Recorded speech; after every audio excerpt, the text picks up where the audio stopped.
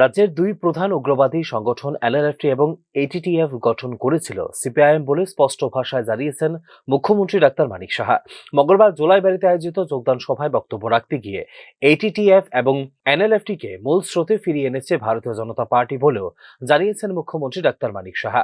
বিজেপির অভ্যন্তরীণ কোন্দলে সরকারের পতন হবার আশায় বসে আছে বিরোধী দলনেতা জিতেন্দ্র চৌধুরী বলেও এদিন অভিযোগ করেছেন মুখ্যমন্ত্রী ডাক্তার মানিক সাহা। তো বসে আছে জিতেন বাবু, আমাদের মাননীয় এলওপি সাহেব, উনি প্রায়শ বলেন, কি বলেন যে 28-এর আগে এই ভারতীয় জনতা পার্টি নিজেরা ঝগড়া করে নিজেরাই এই সরকারের পতন হবে।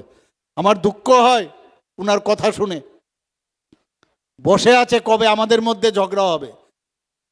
1977, 78, 79-এর আমার ঘটনা মনে আছে যে ল্যাটারাল এন্ট্রি নিয়ে কিভাবে সিপিএম শেষ পর্যন্ত কংগ্রেসের সাথে হাত মিলিয়ে সিএফডি, জনতা ইত্যাদি করেছে, কিন্তু শেষ পর্যন্ত ওনারা সরকারে বসে গেল এবং 35 বছর রাজত্ব করেছে। একবার প্রথমে 10 বছর, তারপরে আরও 20 বছর।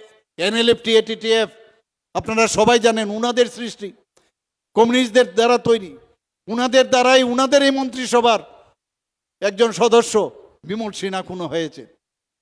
এখন বলবে যে এগুলো আমরা করিনি, আপনাদের দ্বারাই তৈরি। আর এই এনএলএফটি, এটিটিএফ আপনাদের কারণে তারা বিভ্রান্ত হয়ে তারা অন্যদিকে চলেছে। আজকে আপনারা যেসব কাজগুলো করেছেন তাদেরকে আমরা নর্মাল যাতে মেইন ট্র্যাকে আসে তার জন্য আমরা তাদেরকে নিয়ে এসছি এখানে।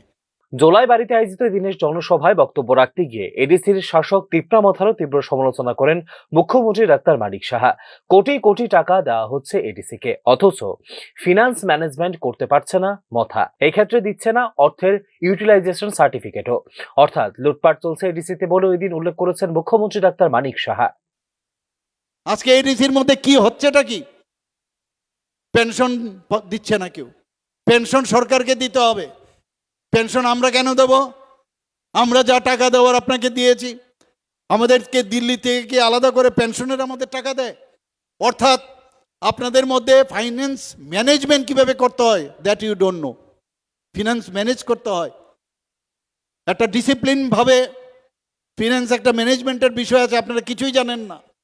ফিনান্সের কনকারেন্সও নেন না আপনারা। আজকে বলছেন যে না আমরা দিতে পারবো না, অথচ টাকা বিভিন্ন জায়গায়, আমি এর আগেও আমাদের সরকার আসার পর 30 কোটি টাকা আমরা সেখানে কুমলুঙে হসপিটাল করার জন্য 30 করোড় আমরা আলাদাভাবে দিয়েছি। আমি কিছুদিন আগে বিভিন্ন আউট অফ বাজেটও আমি 30 কোটি টাকা দিয়েছি শুধু সেখানকে ডেভেলপমেন্টের জন্য।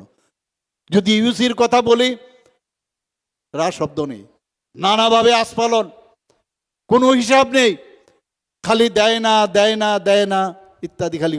আসন্ন ত্রিপুরা উপজাতি স্বশাসিত জেলা পরিষদের নির্বাচনকে সামনে রেখে এডিসির 28টি আসনেই জয়ের জন্য প্রস্তুত রয়েছে ভারতীয় জনতা পার্টি, জানিয়েছেন মুখ্যমন্ত্রী ডাক্তার মানিক সাহা। জোট ধর্ম রক্ষা করতে গিয়ে গত এডিসি নির্বাচনে 11টি আসনে প্রার্থী দিয়ে যেখানে 9টি আসনে জয়ী হয়েছিল ভারতীয় জনতা পার্টি, সেখানে এখন সবকটি আসনেই একক সংখ্যাগরিষ্ঠতা অর্জন করবে বিজেপি বলেও এদিন প্রত্যয় ব্যক্ত করেন মুখ্যমন্ত্রী doctor Manik Saha. Bureau report, news নাও।